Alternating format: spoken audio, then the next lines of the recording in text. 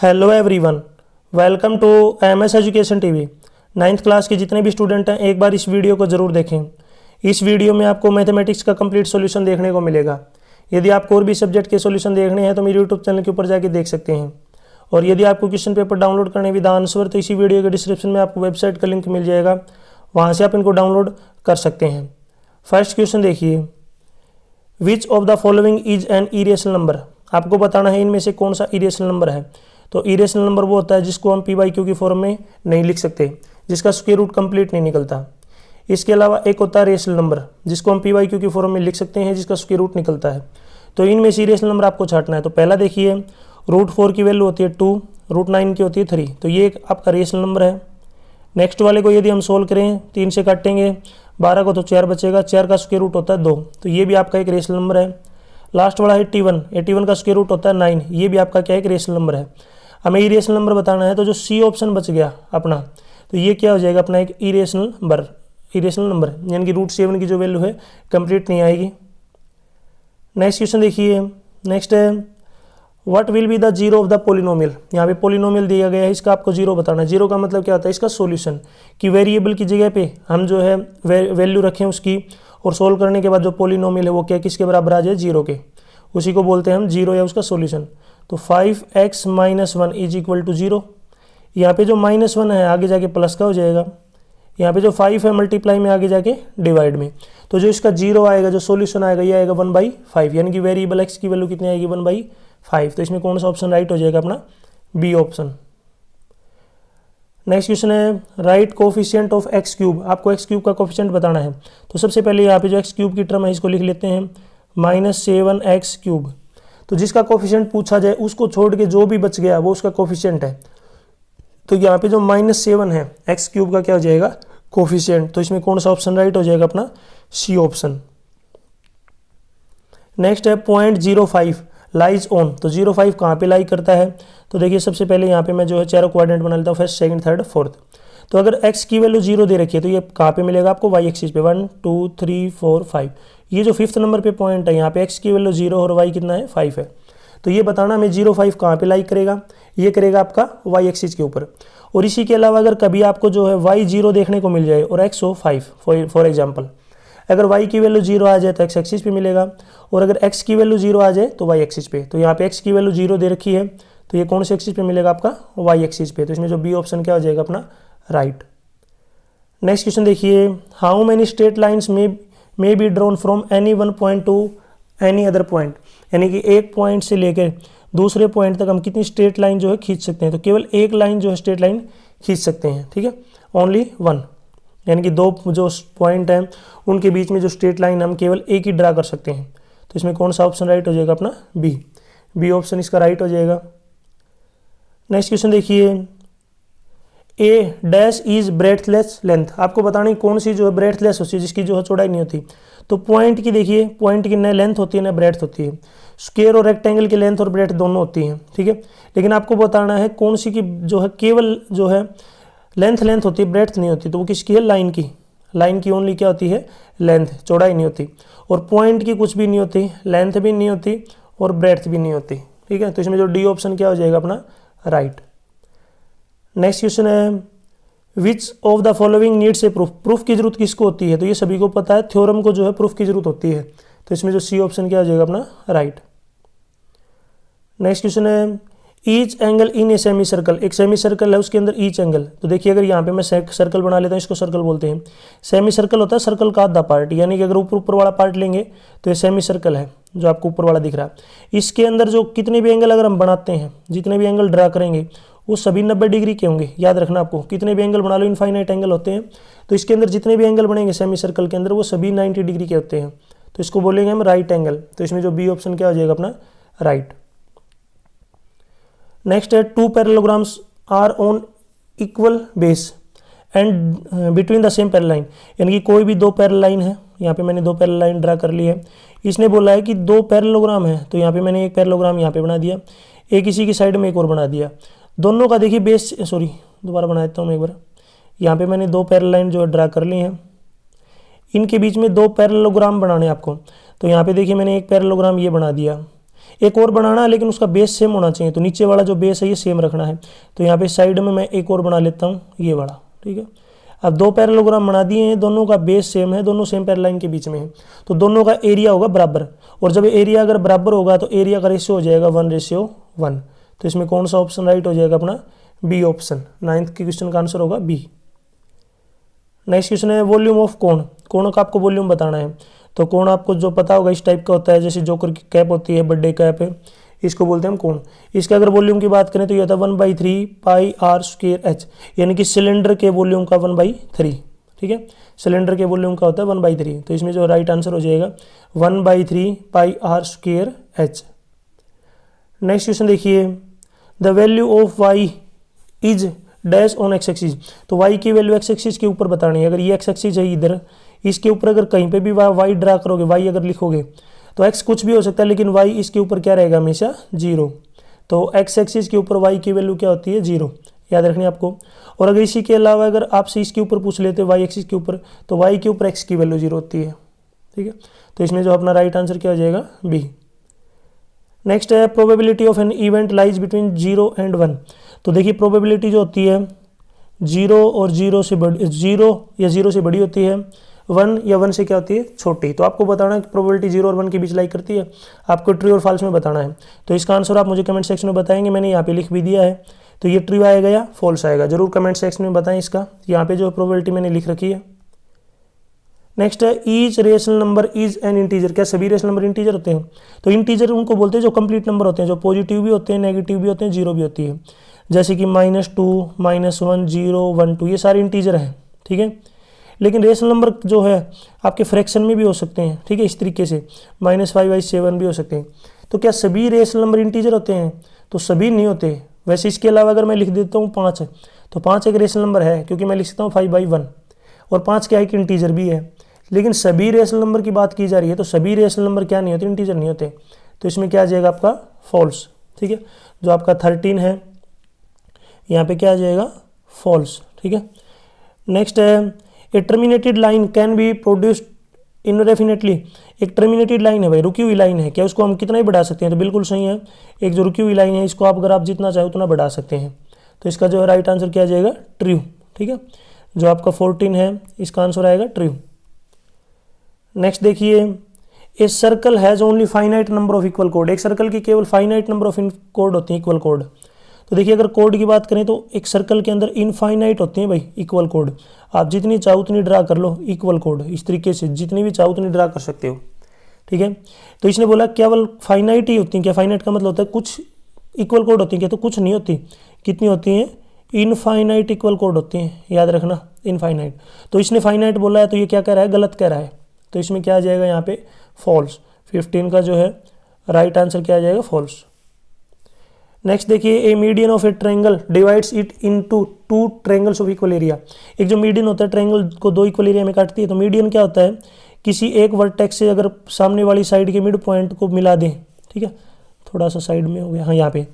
तो अगर बात करें ये अगर इसकी दोनों बराबर पार्ट हैं इसके, तो इन दोनों का एरिया क्या रहेगा? बराबर। जो मीडियन होता है ट्रायंगल की सामने वाली साइड को इक्वल पार्ट में काटती है और साथ ही साथ इक्वल एरिया में काटती है। तो इसने पूछा है क्या मीडियन जो मीडियन है ट्रायंगल को इक्वल एरिया में काटती है? तो इसमें क्या आ जाएगा? ट्रू। जो लास्ट वाले का क्या आ जाएगा? 16 का ट्रू। नेक्स्ट क्वेश्चन देखिए, find reminder x³ + 3x² + 3x + 1। इसको x + 1 से डिवाइड करें तो इसको करने के 2 तरीके हैं भाई। पहले मैं आपको दोनों तरीके बताता हूँ। सबसे पहले यहाँ से देखिए x की वैल्यू निकालिए। x + 1 अगर 0 के इक्वल रख लेंगे तो x की वैल्यू क्या आएगी? -1। उठा के ऊपर वाले पोलिनोमियल में रख दीजिए। तो ऊपर वाला पोलिनोमियल है px is equal to x³ + 3x² + 3x + 1। तो यहाँ पे रख लेते हैं। देखिए p ब्रैकेट में -1, -1 का क्यूब + 3 × -1 का स्क्वायर + 3 × -1 + 1। तो -1 का क्यूब -1 होता है, -1 का स्क्वायर होता है +1, +1 की 3 से मल्टीप्लाई करेंगे +3, +3 की -1 से करेंगे तो -3 + 1। देखो +3 से -3 कट जाएगा, -1 से 1 कट जाएगा, क्या आएगा? 0। तो इसका मतलब क्या है? जो रिमाइंडर बचेगा ये क्या बचेगा आपका? 0, अगर वैल्यू पुट करके करते हैं तो। दूसरा तरीका और बता देता हूँ मैं, डिवाइड वाला, ठीक है। आपने चाहे कौन सा भी किया हो दोनों सही है। x³ + 3x² + 3x + 1। तो इसको डिवाइड कर लेते हैं किससे, x प्लस 1 से। सबसे पहले जाएगा एक्स स्क्वायर के ऊपर, तो एक्स स्क्वायर पे जाएगा तो एक्स क्यूब प्लस में एक्स स्क्वायर, यहाँ पे साइन चेंज करना है, साइन चेंज करेंगे तो पहले कट जाएंगे। 3x स्क्वायर में से एक्स स्क्वायर घटाएंगे तो यहाँ पे बचेगा 2x स्क्वायर प्लस 3x। अब अगर बात करें तो अब जाएगा ये आपका 2x के ऊपर, तो 2x स्क्वायर प्लस में 2x, फिर से साइन चेंज हो जाएगा तो यहाँ पे बचेगा आपका x और प्लस में 1। अब ऊपर दोनों सेम है तो अब 1 पे चला जाएगा, x प्लस 1, अब दोनों कट जाएंगे तो यहाँ पे रिमाइंडर क्या बचेगा आपका 0। तो दोनों में से कौन सा भी आप तरीका यूज़ कर सकते हैं। अगर आप ऐसे डिवाइड करेंगे तो भी रिमाइंडर 0 बचता है, और जो है वैल्यू जो है डिवाइजर से जो है वेरिएबल की वैल्यू निकाल के अगर पोलिनोमियल में रखते हैं तो भी आपका क्या बचेगा 0। नेक्स्ट क्वेश्चन है using suitable identity find the value of 102 का स्क्वायर। 102 का स्क्वायर निकालना है, लेकिन आइडेंटिटी यूज़ करनी है। कहीं आप ऐसे चिपका दो 102 मल्टीप्लाई में 102, ऐसे नहीं करना बिल्कुल भी। तो आइडेंटिटी यूज़ करनी है। तो 102 का स्क्वायर, तो 102 का स्क्वायर को मैं लिख सकता हूँ क्या, 100 प्लस 2 का स्क्वायर। ठीक है, 100 प्लस 2 का स्क्वायर। तो यहाँ पे एक फार्मूला यूज हो जाएगा, आपको पता हो तो क्या होगा, a प्लस बी का स्क्वायर बराबर होता है a square plus 2ab plus b square. तो ये ऊपर मैंने जो फार्मूला लिख दिया, आइडेंटिटी लिख दी है, इसका यूज़ करना है। तो a स्क्वायर का मतलब है 100 का स्क्वायर प्लस 2 मल्टीप्लाई a यानी कि 100 मल्टीप्लाई में b यानी कि 2 प्लस में b स्क्वायर यानी कि 2 का स्क्वायर। बस 100 का स्क्वायर होता है 10,000, प्लस में 2 की 100 की और 2 की मल्टीप्लाई करेंगे तो ये होता है 400, और 2 का स्क्वायर होता है 4। तो 10,000 इन सभी को जोड़ेंगे तो 10,404, ये क्या आ जाएगा 102 का स्क्वायर। तो ये इसका जो राइट आंसर होगा। नेक्स्ट है फाइंड वैल्यू ऑफ के की वैल्यू बतानी है। अगर x माइनस 1 इसका क्या है, पोलिनोमियल का फैक्टर है, तो यहाँ पे से जो वेरिएबल की वैल्यू अगर इस पोलिनोमियल के अंदर रखेंगे तो रिमाइंडर क्या बचेगा 0। तो यहाँ से सोल्व कर लेता हूँ मैं। अगर x माइनस 1 0 है तो x की वैल्यू क्या आएगी +1। +1 को उठा के इसके अंदर रखना है बस आपको, और रखेंगे तो यहाँ से रिमाइंडर बचेगा 0। तो ठीक है, तो 1 यहाँ पे मैं दोबारा लिख लेता हूँ, x square plus x plus के। ठीक है, तो यहाँ से मैं 1 एक वेरिएबल की वैल्यू रखूँगा 1 स्क्वायर प्लस 1 प्लस के, किसके बराबर आ जाएगा 0 के। तो ये पोलिनोमियल px है। ठीक है, 1 का स्क्वायर 1 प्लस के बराबर 0। 1 प्लस 1 2 होता है, के की वैल्यू निकालने 2 इधर प्लस का आगे जाएगी, किसका हो जाएगा माइनस का। तो यहाँ से जो है के की वैल्यू कितनी आएगी -2, यही हमें बताना है। तो के की वैल्यू जो है यहाँ पे कितनी आएगी -2। नेक्स्ट क्वेश्चन पे चलते हैं। नेक्स्ट है find the 4 solutions of equation. इसी इक्वेशन के 4 सॉल्यूशन बताने हैं। तो मैं आपको बता देता हूँ, जब भी 2 वेरिएबल होते हैं तो उनके इनफाइनाइट सॉल्यूशन होते हैं भाई, इनफाइनाइट। अब इसका आंसर देखिए सभी स्टूडेंट्स अलग अलग कर सकते हैं, ये कोई फिक्स नहीं है कि इसका आंसर जो मैं यहाँ पे आपको बताऊँ वो सेम रहे। ठीक है, इसका सॉल्यूशन कुछ भी लिख सकते हैं क्योंकि इसकी इनफाइनाइट सॉल्यूशन है, तो वो स्टूडेंट के ऊपर डिपेंड करता है उसने क्या लिया है। तो यहाँ पे मैं देखिए आपको फिर भी बता देता हूँ, थोड़ा सा आइडिया लग जाएगा। तो सबसे पहले यहाँ पे 4 बॉक्स बना लिए हैं, 5 बॉक्स। पहले वाले में वेरिएबल लिखना है एक्स वाई, तो एक्स की वैल्यू कुछ भी रखो वाई आ जाएगा। तो एक्स की वैल्यू मैं 0 रख लेता हूँ, तो यहाँ पे 0 रखूँगा, ये कट जाएगा, तो वाई कितना आएगा 7।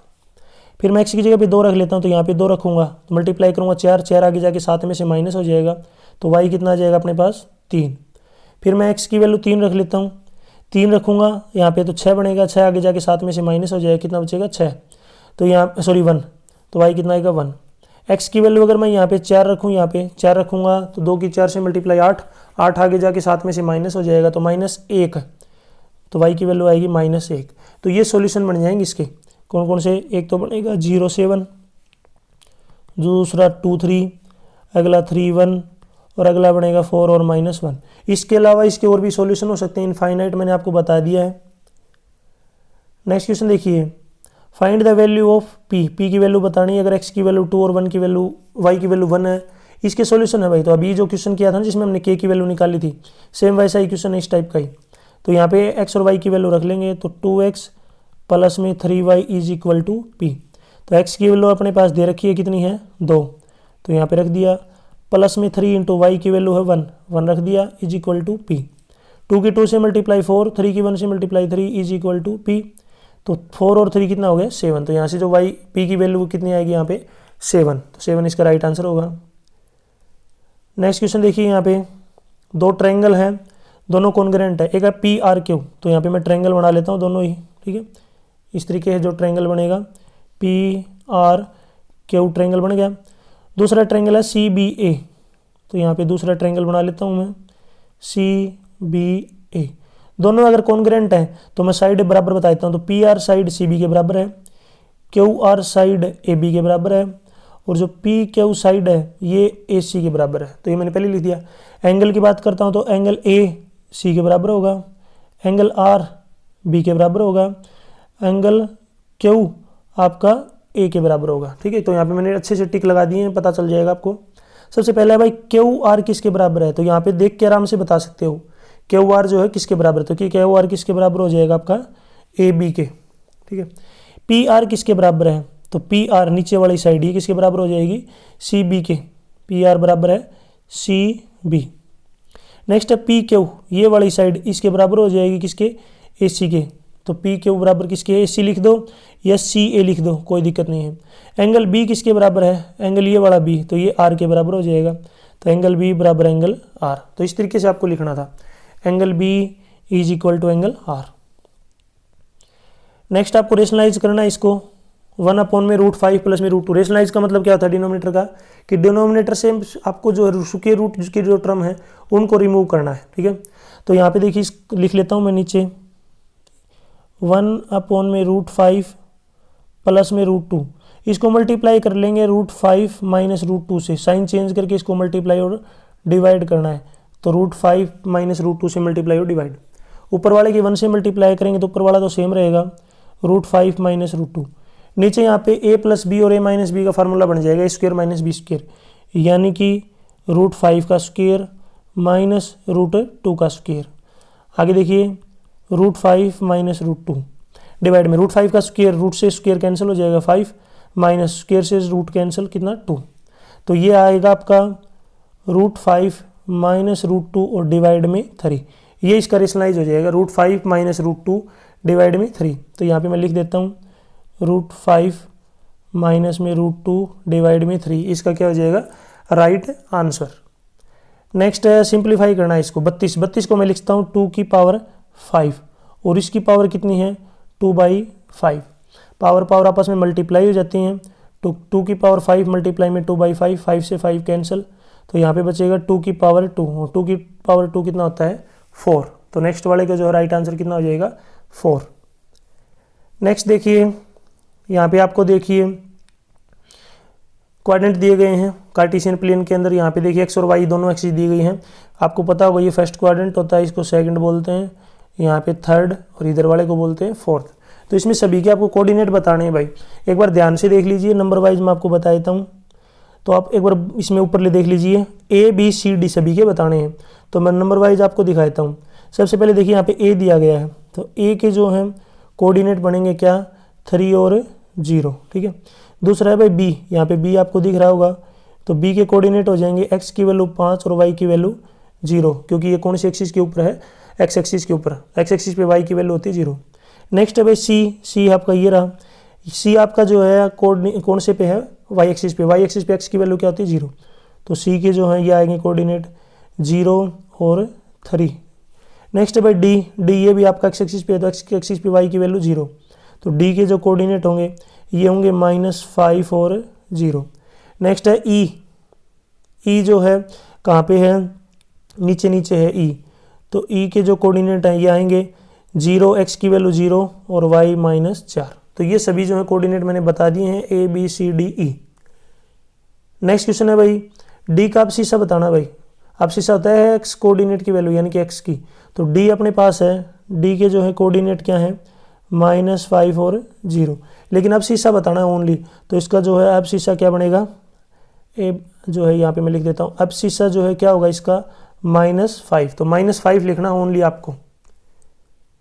नेक्स्ट वाले में देखिए ई का जो है ऑर्डिनेट बताना है, ऑर्डिनेट होता है वाई की वैल्यू, तो ई पॉइंट आपका देख लेते हैं कहाँ पे है, तो ई पॉइंट ये रहा, तो ई के अगर हम कोऑर्डिनेट की बात करें तो ई के कोऑर्डिनेट होंगे 0 और -4, लेकिन हमें ओनली ऑर्डिनेट बताना है, ऑर्डिनेट का मतलब होता है वाई की वैल्यू, तो यहाँ पे जो वाई की वैल्यू क्या आएगी -4, तो आपको केवल -4 लिखना है, तो -4 इसका राइट आंसर हो जाएगा। नेक्स्ट है पी और क्यू के कोऑर्डिनेट बताने हैं, तो ऊपर चलते हैं दोबारा से। यहाँ पे देखिए पी जो है यहाँ पे है, पी के अगर कोऑर्डिनेट की बात करें तो पी एक्स की वैल्यू यहाँ पे 3 है और वाई की वैल्यू यहाँ पे 5, तो इसके कोऑर्डिनेट बनेंगे 3 और 5। नेक्स्ट है क्यू की बात करते हैं। क्यू थोड़ा सा आपको नीचे दिख रहा होगा, मैं एक बार ऊपर दोबारा से लिख देता हूँ। जो पी है, पी के कोऑर्डिनेट मैं यहाँ पे दोबारा लिख देता हूँ। पी के जो कोऑर्डिनेट है ये आएंगे 3 और 5, 3,5। नीचे है क्यू भाई, क्यू के कोऑर्डिनेट अगर बात करें तो क्यू के कोऑर्डिनेट होंगे एक्स की वैल्यू 5 है और वाई की वैल्यू कितनी है -4। ठीक है, तो दोनों के मैंने बता दिए हैं पी और क्यू के। नेक्स्ट क्वेश्चन पे चलते हैं। देखिए नेक्स्ट क्वेश्चन है यहाँ पे आपका, ये आपको जो है 3 लाइनें दी गई हैं पैरेलल लाइन। तीनों लाइनें क्या हैं? Parallel, a b c d और ई एफ, तीनों लाइनें पैरेलल हैं। और जो पी आर जो लाइन है इसको क्या कर रही है, यहाँ पे काट रही है, जिसको हम ट्रांसवर्स लाइन बोलते हैं। तो आपको एक्स की वैल्यू बतानी है कि एक्स की वैल्यू क्या होगी। तो सबसे पहले मैं इसी में आपको दिखा देता हूँ। अगर ये आपका y है तो ये नीचे वाला भी क्या होगा, y। तो इसी तरीके से देखिए, तो ये y हो गया आपका, इधर वाला z हो गया। इनका रेशियो दे रखा है 3:7। तो दोनों जो है को इंटीरियर एंगल हैं, तो दोनों का जोड़ कितना होगा 180। तो यहाँ पे मैंने y लिख लिया, तो y/z हो गया 3:7। तो y रेशियो हटाने के लिए मैं कोई वेरिएबल यूज़ कर लेता हूँ, तो y हो गया 3a और जो z हो गया 7a। y प्लस में z का जो जोड़ होगा ये होगा 180। तो 3a प्लस में 7a इज इक्वल टू 180। क्यों होगा? को इंटीरियर एंगल है, को इंटीरियर एंगल, और को इंटीरियर एंगल का जोड़ होता है 180। 3a और 7a का मतलब 10a, 10a 180 है। तो a की वैल्यू क्या आएगी 180/10, यानी कि a की वैल्यू आ गई 18। ठीक है, यानी कि a अगर हमने सोल्व किया तो a है अपने पास 18। तो y कितना था, y था 3a, 3 × में 18, 54 आ जाएगा। जो z था ये था 7a, यानी कि 7 × में 18, 18 और 7 की मल्टीप्लाई करेंगे 126 डिग्री। हमें बताना है x कितना आएगा। तो आपको देखना है कि जो x है वो z के बराबर है, यानी कि x जो है z के बराबर है। तो x की वैल्यू भी कितनी आ जाएगी 126 डिग्री। ठीक है, 126 डिग्री क्यों आएगी? क्योंकि देखिए x और जो z है, x बराबर z क्यों है? अल्टरनेट एंगल हैं, अल्टरनेट एंगल्स, और अल्टरनेट एंगल्स क्या होते हैं? बराबर। नेक्स्ट है भाई एक क्वाड्रिलेटर है जिसके सभी एंगलों का रेशियो दे रखा है। तो क्वाड्रिलेटर के सभी एंगल का रेशियो है ये दे रखा है। तो अपने पास एक एंगल हो जाएगा 3x, एक 6x, एक 7x और एक 4x। और क्वाड्रिलेटर के सभी एंगलों का जोड़ आपको पता ही होगा कितना होता है 360। तो यहाँ पे मैं लिख लेता हूँ 3x plus 6x plus 7x plus 4x, और सभी का जोड़ हो गया 360, टोटल हो गया 360। सभी को जोड़ेंगे तो ये बनेगा आपका 20x। तो 20x बराबर है 360। तो यहाँ से जो x की वैल्यू आ जाएगी कितनी आएगी 360 डिवाइड में 20, यानी कि 18। x की वैल्यू 18 आ गई। तो हमें सारे एंगल बताने हैं, तो सारे बता सकते हैं। पहला है 3x, 3 × में 18 तो कितना आ जाएगा 54। दूसरा है अपने पास 6x, 6 × में 18, 18 6 से मल्टीप्लाई करेंगे 108। नेक्स्ट आएगा 7x। ठीक है, तो 7 × में 18, 7 और 18 की मल्टीप्लाई करेंगे कितना आएगा 126।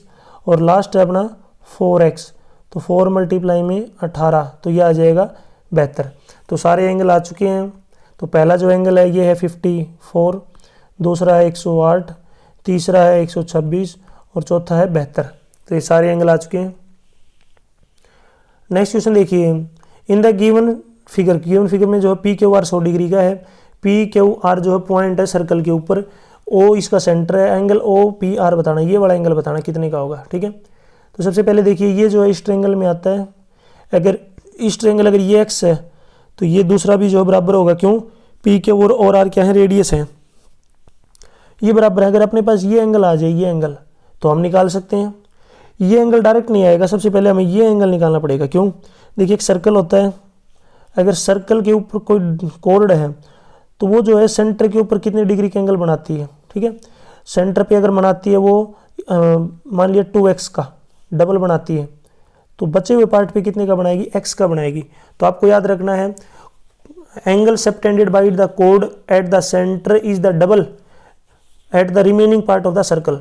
कि जो कोड होती है या फिर आर्क होती है सेंटर के ऊपर डबल एंगल बनाती है, वही जो कोड या आर्क का जो सर्कल के ऊपर बचे हुए पार्ट के ऊपर एंगल बनाती है उसका डबल। तो ध्यान से देखिए, अगर ये 100 का है तो इसको मैंने मान लिया y, तो y कितने का बनेगा 2 मल्टीप्लाई में 100, y आ जाएगा 200 डिग्री का। क्यों आएगा? क्योंकि ये देखिए यहाँ से लेकर ये कंप्लीट जो है सेंटर के ऊपर बना रही है और यही जो है बचे हुए पार्ट के ऊपर बना रही है। तो यहाँ से इस तरीके से आपको समझना है। y 200 का आ गया तो अंदर वाला निकालना है, अंदर वाले को मैंने मान लिया z। तो एक पॉइंट के चारों तरफ 360 डिग्री का एंगल होता है, तो z प्लस में y 360 हो गया। y अपना आ ही चुका है, y कितना है 200 का, तो y इज इक्वल टू 200 है, तो 200 आगे जाके माइनस का हो जाएगा, तो z आ जाएगा अपना 160। तो z अपना 160 आ गया।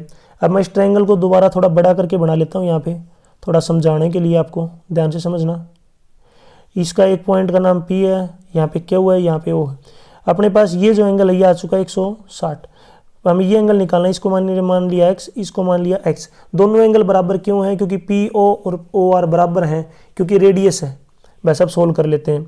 तो x प्लस में 160 इज इक्वल टू 180, क्योंकि ट्रायंगल के सभी एंगलों का जोड़ 180 होता है। x प्लस x 2x, 160 इधर प्लस का आगे जाके माइनस का हो जाएगा, तो 2x बराबर है 20। तो यहाँ से जो x की वैल्यू आएगी 20 का 2 से डिवाइड करेंगे कितना आएगा 10। x की वैल्यू 10 आ गई भाई अपनी, और x किसका नाम है? एंगल P का नाम है, यानी कि इस एंगल का नाम है भाई। तो इसका नाम क्या है? एंगल लिख सकते हो OPR, यानी इस ट्रायंगल के अंदर जो ये एंगल है ये वाला, इसका नाम है एंगल OPR, जिसको हमने x माना था।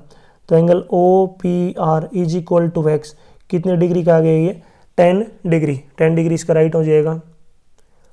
नेक्स्ट है भाई, एक रेक्टेंगल दे रखा है, रेक्टेंगल होल है जिसका पेरीमीटर है 250 मीटर। तो रेक्टेंगल आपको पता होगा इस तरीके का होता है, ठीक है। इसका पेरीमीटर दे रखा है भाई, तो पेरीमीटर का फार्मूला आता है 2 × L + B, और ये अपने पास 250 मीटर। अगला इसकी 4 दीवारें हैं भाई, और उनके ऊपर पेंट करना 12 रुपये पर मीटर स्क्वेयर के लिए लगते हैं, और टोटल लगते हैं 18,000। तो यानी कि 1 मीटर के लिए 12 रुपये लगते हैं, तो 18,000 रुपये में कितने एरिया पेंट हो जाएगा?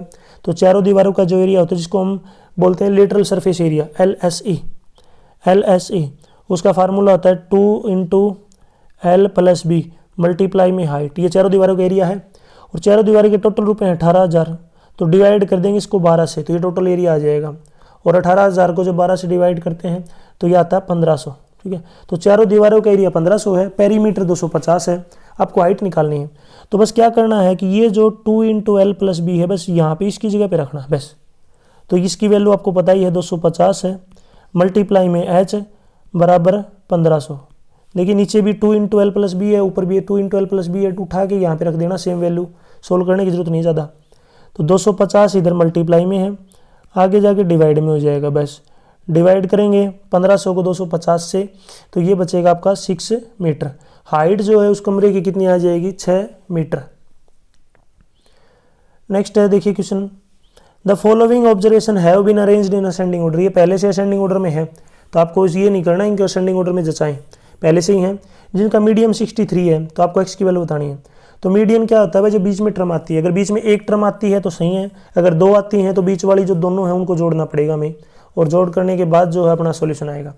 तो बीच में टर्म देख लेते हैं, 1 2 3 4 5, ये पूरी एक 6 7 8 9 10 है। तो बस 10 हैं, तो इसका मतलब बीच में एक टर्म नहीं आएगी, 2 आएंगी। तो बीच में जो दोनों टर्म है उनको देख लो। तो बीच में टर्म है अपने पास, एक तो है x और एक x + 2। तो बीच मीडियन निकालने के लिए बीच वाली दोनों टर्म को जोड़ेंगे, x प्लस में x + 2, और इसको 2 से डिवाइड करेंगे तो मीडियन आ जाएगा। जबकि मीडियन दे रखा है कितना है? 63। x की वैल्यू निकालने, सोल्व कर लेते हैं। x + x ऊपर हो जाएगा 2x प्लस में 2, नीचे डिवाइड में जो 2 है आगे जाके किसमें हो जाएगा? मल्टीप्लाई में। तो यहाँ पे 62 की जब 2 से मल्टीप्लाई करेंगे तो ये आ जाएगा आपका 126। आगे देखिए 2 इधर प्लस का है, आगे जाके माइनस का हो जाएगा। 126 में से 2 घटाएंगे तो कितना आएगा? 124। तो x की वैल्यू कितनी आ जाएगी?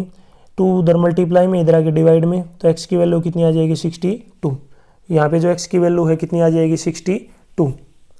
दोनों की वैल्यू निकालनी नहीं है, अकेली x की पूछी इसने, अकेली x की वैल्यू पूछी है तो 62, और x + 2 की पूछता तो ये आ जाती 64। नेक्स्ट क्वेश्चन देखिए, यहाँ पे प्रोबेबिलिटी का क्वेश्चन है। इसमें दे रखा है नंबर ऑफ हेड्स कि 3 बार हेड आते हैं, ऐसे कितने केस हैं? 23। 2 बार ऐड आते हैं 72 हैं, 1 बार ऐड आता है 77 है। जीरो ऐड का मतलब क्या होता है, सारी टेल, ठीक है, सभी टेल हैं, क्योंकि 3 सिक्के को जब उछालते हैं तो उसके ऊपर कोई भी ऐड नहीं आ रहा, तो इसका मतलब क्या आ रहे हैं, 3 टेल्स, तीनों टेल आ रहे हैं। तो ये आपको याद रखना है, ठीक है। पहला है भाई 2 ऐड आने की प्रोबेबिलिटी बताओ कि 2 ऐड आएंगे, तो 2 ऐड कितने हैं यहाँ पे 72, तो इसमें प्रोबेबिलिटी आ जाएगी 72 डिवाइड में 200। काटना हो तो काट सकते हैं, कट जाएगा आपका 8 से कट जाएगा, 8 से काटेंगे तो ऊपर 9 बचेगा, नीचे बचेगा आपका 25, 9/25। दूसरा भाई एटमोस्ट 2 ऐड देखिए यहाँ पे लिख रखा है कम से कम 2 ऐड आने चाहिए, कम से कम 2 हेड, तो यहाँ पे देखिए 2 ऐड आएंगे, कम से कम ज़्यादा भी आ सकते हैं, तो 2 ऐड, एक तो यहाँ पे है 72 और एक यहाँ पे है 23, तो 2 ऐड कम से कम आने चाहिए, तो ये बनेगा आपका 23 प्लस में 72 डिवाइड में 200। 23 प्लस 72 को जोड़ेंगे तो ये बनेगा 95/200। अगर इसको आप काटना चाहें तो काट सकते हैं, ये 5 से कट जाएगा 19/40। नेक्स्ट है भाई 3 टेल आने चाहिए, टेल इधर दे ही नहीं रखा, या तो 3 ऐड आते हैं या 2 ऐड आते हैं या 1 ऐड आता है या 0 ऐड। 0 ऐड का मतलब ही क्या होता है, तीनों टेल, यानी कि अगर 0 ऐड आ रहा है तो इसका मतलब है तीनों टेल हैं। तो ऐसे केस कितने हैं 28/200, तो ये कितना आ जाएगा आपका, 4 से काटेंगे तो 7/50। तीनों मैं दोबारा लिख देता हूँ, 2 ऐड आने की जो प्रोबेबिलिटी है ये कितनी आ जाएगी 72/200। दो कम से कम 2 ऐड आएंगे तो 2 या 3 आ सकते हैं, दोनों को जोड़ेंगे 72 और 23 को, तो यह आ जाएगा 95/200। तीनों टेल आएंगे, तीनों टेल का मतलब है 0 ऐड, ऐसे कितने केस हैं 28/200। तो ये जो है इन सभी के राइट आंसर हो जाएंगे। इनको अगर आप काटना चाहें तो काट भी सकते हैं। नेक्स्ट है भाई हमें एक ट्रायंगल बनाना है, कंस्ट्रक्ट करना है, जिसकी जो एक एंगल है 60 डिग्री है, दूसरा एंगल है 45 डिग्री, पेरीमीटर 10 है। तो सबसे पहले देखिए अपने पास हम यहाँ पे ले लेते हैं साइड 10 सेंटीमीटर, पेरीमीटर हमने ले लिया 10 सेंटीमीटर, इसका नाम लिख दिया, सॉरी साइड ले लिया हमने 10, पेरीमीटर जितना दे रखा है ना सभी साइडों का जोड़ बोलते हैं पेरीमीटर को, तो ये टोटल हमने 10 ले ली, इसका नाम हो गया वाई। एक्स के ऊपर हमें 60 का आधा एंगल बनाना है, तो एक्स के ऊपर मैंने बना दिया 30 डिग्री का एंगल, ठीक है, वाई सेट करेंगे 30 डिग्री। फिर वाई पे हमें 45 का आधा बनाना है, 45 का आधा होता है 22.5, ठीक है, तो यहाँ पे मैंने बना दिया 22.5 डिग्री का, इधर जो है 22.5 का बना दिया। फिर जो है इस पॉइंट का कोई भी नाम रख लो, मान लिया जहाँ पे काट है उसका नाम हो गया ए। हमें एक्स ए का परपेंडिकुलर बाइसेक्ट करना भाई, तो परपेंडिकुलर बाइसेक्टर देखिए आप थोड़ा सा आप अच्छे से कर सकते हैं, मैं यहाँ पे डायरेक्टली बता देता हूँ, इस तरीके से आर्क लगा के करनी है आपको। इसी प्रकार ए वाई का जो परपेंडिकुलर बाइसेक्ट करना है तो आपको आर्क लगा करनी है इस तरीके से, ठीक है, काटेंगे बस। ये जहाँ पर भी काटते हैं देखिए ये यहाँ पे काट रहा है और एक इधर काट रहा है और एक ऊपर पॉइंट हो गया, बस इन सभी को मिला दो, ये अपना जो है रिक्वायर्ड ट्रायंगल आ जाएगा। जहाँ पे काट रहा है इसका नाम बी और सी, यानी कि आपको जो ये ट्रायंगल दिख रहा है बीच में ए बी सी, ये अपना रिक्वायर्ड ट्रायंगल है, जिसमें ए बी सी सभी का जोड़ करेंगे तो 10 सेंटीमीटर आएगा। बी जो एंगल है ये आपका 60 डिग्री का आएगा और सी जो है 45 डिग्री का आएगा, आपको मेजर भी कर सकते हैं। नेक्स्ट है एक ट्रायंगल की साइड का रेशियो 3:5:7, उसका पेरीमीटर 300 है, उसका एरिया निकालना है भाई। हीरोन्स फार्मूला यहाँ पे यूज हो जाएगा। अगर ये एक ट्रायंगल है तो इसका मतलब इसकी जो है पेरीमीटर है 300, तो इसकी एक साइड होगी 3x, एक होगी 5x, एक होगी 7x। पेरीमीटर 300 है तो सभी साइडों का जोड़ 3x plus 5x plus 7x 300 है, जोड़ेंगे तो ये आ जाएगा आपके पास 15x = 300। x की जो वैल्यू ये आ जाएगी 300 को 15 से डिवाइड करेंगे यानी कि 20, ठीक है। तो इसका मतलब इसकी एक साइड है 3x यानी कि 3 × 20 60, दूसरी है अपने पास 5x, ये हो जाएगी 5 × 20 यानी कि 100, तीसरी साइड है अपने पास 7x, तो 7 × 20 ये हो जाएगी 140। तो इसकी तीनों साइड यहाँ पे आ चुकी हैं अपने पास, मैं दोबारा से लिख लेता हूँ, यानी कि इसकी तीनों साइड हैं अपने पास, इसकी एक साइड है 60, एक है 100 और 140। वैसे अब सोल्व करना है भाई। पेरीमीटर अपने पास 300 है तो सेमी पेरीमीटर कितना हो जाएगा 300 का आधा, 300 को 2 से डिवाइड करेंगे 150। एरिया निकालने का फार्मूला होता है S × S - A S - B S - C और इसका स्क्वायर रूट। तो सोल्व कर लेते हैं 150 S - A यानी कि 150 - 60। दूसरा है भाई S - B 150 - 100, अगला S - C 150 माइनस 140 और इन सभी का स्क्वायर रूट। थोड़ा और सोल्व कर लेते हैं। 150 मल्टीप्लाई में 150 में 60 घटाएंगे, ये बचेगा आपका 90, मल्टीप्लाई में 150 में 100 घटाएंगे 50, मल्टीप्लाई में 10 और इन सभी का स्क्वायर रूट। ठीक है, अब सोल्व करना है इसको, तो मैं एक बार दोबारा से लिख लेता हूँ, आपको समझ में आ जाएगा। ऊपर लिख देता हूँ मैं 150 मल्टीप्लाई में 90 मल्टीप्लाई में 50 मल्टीप्लाई में 10, इस तरीके से करना है। तो इसको सोल्व कर सकते हैं, या तो सभी की मल्टीप्लाई करके सोल्व कर लो, लेकिन उसमें टाइम लगेगा। तो इससे अच्छा क्या, 150 को आप क्या लिख दो 3, इसको लिख दो आप 150 को 5 मल्टीप्लाई में 30, 90 को लिख दो 30 मल्टीप्लाई में 3, मल्टीप्लाई में 50 मल्टीप्लाई में 10 और इनका स्क्वायर रूट। ठीक है, इनका क्या लेना आपको, स्क्वायर रूट। देखिए 30 और 30 दो बार हैं, 12 आ जाएगा एक। अगला देखिए 50 है यहाँ पे, और एक लास्ट में 10 है और एक स्टार्टिंग में 5 है, इनकी मल्टीप्लाई करेंगे ये भी 50 आ जाएगा। तो 2 50 हो जाएंगे, एक 50 12 आ जाएगा। एक 3 3 बचेगा बस, यहाँ पे आपको दिख रहा होगा 3 3, ये रूट के अंदर आ जाएगा बस, ये इसका आंसर है। 30 की और 15 की मल्टीप्लाई 50 की मल्टीप्लाई करेंगे 1500 रूट 3, और ये किस में है, मीटर में है, तो मीटर स्क्वायर। तो इसका एरिया आ जाएगा 1500 रूट 3 मीटर स्क्वायर, यानी कि 1500 root 3 metre square. Next question पे चलते हैं। नेक्स्ट देखिए, एक सॉलिड है भाई और क्यूब है, उसकी साइड है 12 सेंटीमीटर, उसको 8 क्यूब में डिवाइड कर दिया और वॉल्यूम बराबर है भाई 8 का। इसका मतलब आप कह सकते हो कि जो बड़ा क्यूब है उसका वॉल्यूम छोटे वाले क्यूब के बराबर है। बस आपको सरफेस एरिया बताना दोनों का। तो मैं देखिए यहाँ पे बड़ा क्यूब बना लेता हूँ एक इस तरीके से। ये जो अपने पास एक बड़ा क्यूब है, थोड़ा समझाने के लिए, उसके बाद जो है ये बड़ा क्यूब है, इसकी साइड दे रखी है 12 सेंटीमीटर। एक छोटा क्यूब है भाई, इस तरीके से एक छोटा क्यूब है, एक नहीं है, ऐसे कितने क्यूब बनाए हैं, 8 क्यूब बनाए हैं। छोटे वाले की साइड हमें नहीं पता, उसको मान लिया हमने क्या, ए मान लिया, ए। देखिए बड़े वाले का जो वॉल्यूम है वो बराबर होगा किसके, 8 छोटे क्यूब के बराबर होगा भाई। क्यों, बड़े कोई काट के छोटे बनाए हैं 8, तो वॉल्यूम दोनों का बराबर हो जाएगा। बस वॉल्यूम को इक्वल रख लो। तो पहले वाले का वॉल्यूम हो जाएगा 12 का क्यूब, 12 क्यूब, ए साइड क्यूब होता है। छोटे वाले का हो जाएगा ए क्यूब, ए क्यूब, लेकिन ऐसे कितने हैं, 8 हैं, तो 8 ए क्यूब। बस अब इसको सोल्व करना है भाई, तो मैं दोबारा लिख लेता हूँ, 8 ए क्यूब बराबर 12 क्यूब। ठीक है, a cube is equal to 12 multiply 12 multiply में 12, डिवाइड में कितना आ जाएगा 8।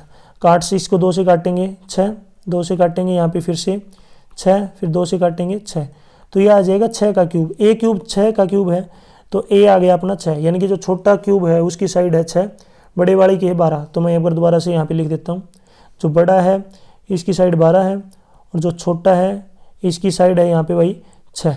दोनों का जो है सरफेस एरिया का जो है सरफेस एरिया निकालना है। तो देखिए मैं एक बार थोड़ा है बना देता हूँ अच्छे से, ये जो है क्यूब बना दिया मैंने, दोनों का सरफेस एरिया बताना है भाई। तो पहले बड़े वाला जो क्यूब है उसका अगर सरफेस एरिया की बात करें, जिसको हम बोलते हैं टोटल सरफेस एरिया, ठीक है, टीएस से बोलते हैं, तो सरफेस एरिया शॉर्टकट में लिख लेता हूँ। पहले वाले का जो सरफेस एरिया क्या होगा, 6 मल्टीप्लाई में साइड का स्क्वायर, 6 मल्टीप्लाई में साइड का स्क्वायर, यानी कि 6 × 12 का स्क्वायर, और 12 का स्क्वायर होता है 144। 144 की जब 6 से मल्टीप्लाई करेंगे यह आ जाएगा 864 सेंटीमीटर स्क्वायर।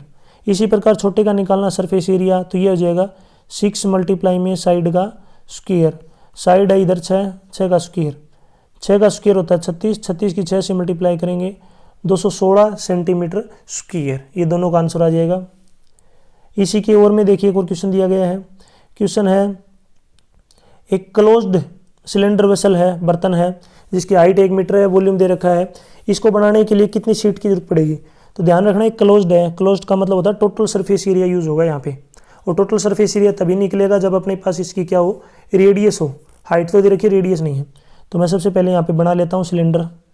इस तरीके से जो है सिलेंडर है, जिसकी जो है हाइट है अपने पास 1 मीटर, हाइट इसकी 1 मीटर है, और इसका वॉल्यूम है 15.4। तो यहाँ पे मैं वॉल्यूम लिख लेता हूँ, volume is equal to 15.4 litre. ठीक है, 15.4 लीटर, लेकिन लीटर में नहीं होता वॉल्यूम को, हमें क्या किस में कन्वर्ट करने का, मीटर क्यूब में। तो आप याद रखना 1 मीटर क्यूब बराबर होता है 1000 लीटर। ठीक है, और 1 लीटर बराबर हो जाएगा 1/1000 मीटर क्यूब, यानी कि हमें जो है इसको 1000 से डिवाइड करेंगे तब ये मीटर क्यूब में कन्वर्ट हो जाएगा। ठीक है, तो यहाँ पे मैं एक बार दोबारा से सिलेंडर यहाँ पे बना देता हूँ। तो वॉल्यूम अपने पास दे रखा है 15.4 लीटर, मीटर में बदलेंगे तो 15.4 डिवाइड में 1000 मीटर क्यूब, ठीक है। वॉल्यूम का फार्मूला होता है आपका, हाइट और दे रखी है यहाँ पे 1 मीटर, तो वॉल्यूम का फार्मूला होता है pi r square h, pi r square h. Pi की वैल्यू 22/7 मल्टीप्लाई में आर स्क्वायर मल्टीप्लाई में हाइट है 1 is equal to volume 15.4 divide में 1000, ठीक है। आगे सोल्व कर लेते हैं। यहाँ पे आर स्क्वायर बराबर हो जाएगा, इसका पॉइंट हटाएंगे तो नीचे कितना आ जाएगा 10,000 हो जाएगा, और 22/7 का हो जाएगा 7/22। इसको सोल्व कर लेंगे, 22 से काटेंगे 7 पे कट जाएगा, तो आर स्क्वायर बराबर हो जाएगा 49/10,000, यानी कि आर स्क्वायर बराबर हो गया 49/10,000। और इसका स्क्वायर रूट लेंगे, हमें आर की वैल्यू निकालनी है, तो 49/10,000 का स्क्वायर रूट लेंगे तो यह आ जाएगा 7/100, और 7/100 होता है 0.07, तो रेडियस आ गई 0.07 मीटर। तो अपने पास देखिए हाइट है 1 मीटर, रेडियस आ गई अपने पास 0.07, जिसको आप 7/100 भी लिख सकते हैं, ठीक है। टोटल सरफेस एरिया निकालना है क्योंकि क्लोज है। टोटल सरफेस एरिया होता है 2πr/h प्लस में 2πr स्क्वायर, दोनों में से कॉमन लेना तो ले लो 2πr into r plus h. अब सोल्व कर लेते हैं। 2 मल्टीप्लाई पाई की वैल्यू 22/7, आर की value 7/100 into r plus h, यानी कि आर है अपने पास 0.07 प्लस में हाइट है 1, ठीक है। रेडियस 0.07 भी लिख सकते हैं और 100/100 भी 7/100 भी लिख सकते, दोनों सही हैं। थोड़ा और सोल्व कर लेते हैं, तो ये आएगा 2 मल्टीप्लाई में 22/7 मल्टीप्लाई में 7/100 मल्टीप्लाई में 1 और 0.07 को जोड़ेंगे तो ये आ जाएगा 1.07, यानी कि 1.07, और इसका डेसिमल हटाएंगे तो ये आएगा 107/100, 107/100, ठीक है। सोल्व कर लेते हैं। थोड़ा सा देखिए 7 से 7 कट जाएगा यहाँ पे, अब नीचे और मत काटना इसको, तो ऊपर बच गया 2 22 107 और बटे 10,000, तो यह आ जाएगा टोटल सरफेस एरिया 2 मल्टीप्लाई में 22 मल्टीप्लाई में 107 बटे 100 मल्टीप्लाई में 100, काटना मत, ऊपर मल्टीप्लाई करेंगे तो यह आएगा 4708 डिवाइड में 10,000, तो 4 डिजिट छोड़ के डेसिमल लगाएंगे तो 0.4708, जीरो और लगा सकते हैं 0.4708, और यह आ जाएगा मीटर स्क्वायर। ये टोटल सरफेस एरिया आ जाएगा भाई। नेक्स्ट है भाई, इसमें यहाँ पे आपको एक ग्रुप फ्रीक्वेंसी डिस्ट्रीब्यूशन टेबल तैयार करना है, जिसमें जो है इंटरवल लेना 0 से 5 को इंक्लूड नहीं करना भाई। तो देखिए यहाँ पे मैं एक बार ऊपर यहाँ पे डाटा देखिए, तो यहाँ पे देख सकते हैं इसका डाटा दिया गया है, तो मैं बना लेता हूँ। देखिए 0 से 5 आप खुद काउंट कर लेना भाई कितने हैं, तो मैं बता देता हूँ। जब 0 से 5 को काउंट करेंगे तो यहाँ पे आ जाएंगे आपके 5 को लास्ट में लिख लेता हूँ। फिर है भाई 5 से 10 को जब काउंट करेंगे तो ये आएंगे 11। फिर 10 से जब 15 को काउंट करेंगे तो ये आएंगे 11, ठीक है। नेक्स्ट है 15 से 20 जब काउंट करेंगे तो ये आएंगे 9। फिर 20 से 25 काउंट करेंगे तो ये आएंगे आपके 1।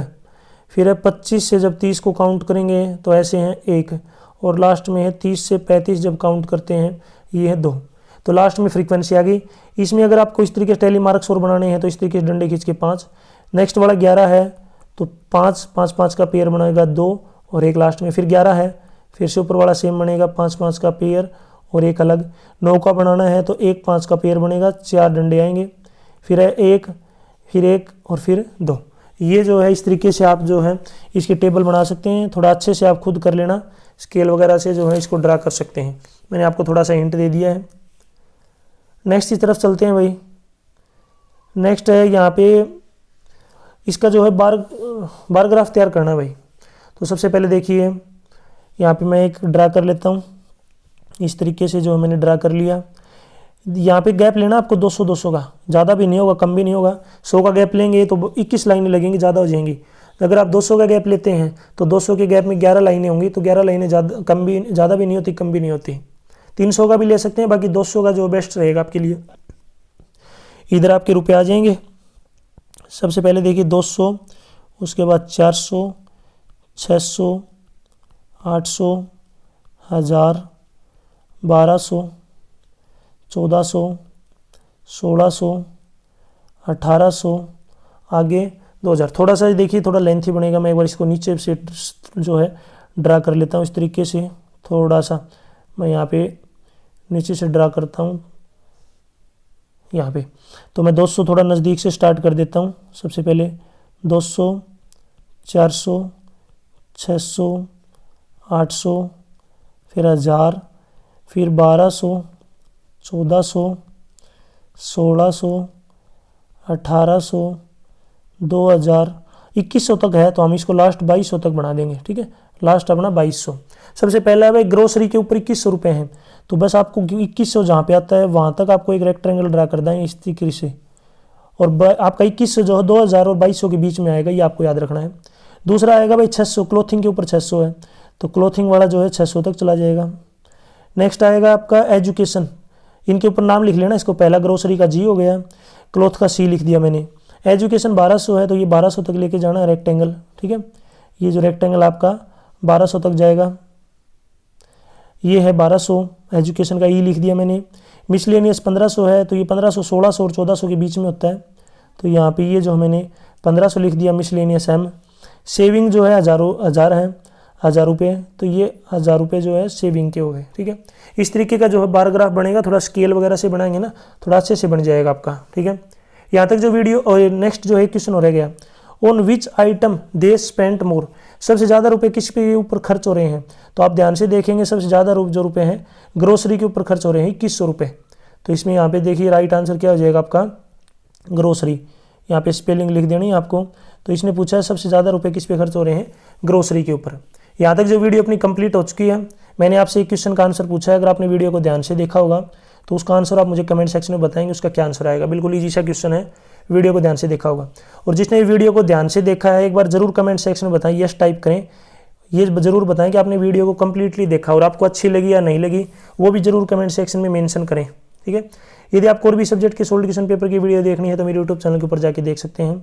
यदि आपको क्वेश्चन पेपर और उनकी PDF डाउनलोड करनी है विद आंसर, तो इसी वीडियो की डिस्क्रिप्शन में आपको वेबसाइट का लिंक मिल जाएगा, वहाँ से आप इनको डाउनलोड कर सकते हैं। यदि आप मुझे फेसबुक, इंस्टाग्राम और टेलीग्राम पे फॉलो करना चाहते हैं तो उसका लिंक भी आपको इसी वीडियो के डिस्क्रिप्शन में मिल जाएगा, वहाँ से आप मुझे डायरेक्ट फॉलो कर सकते हैं। Thanks for watching.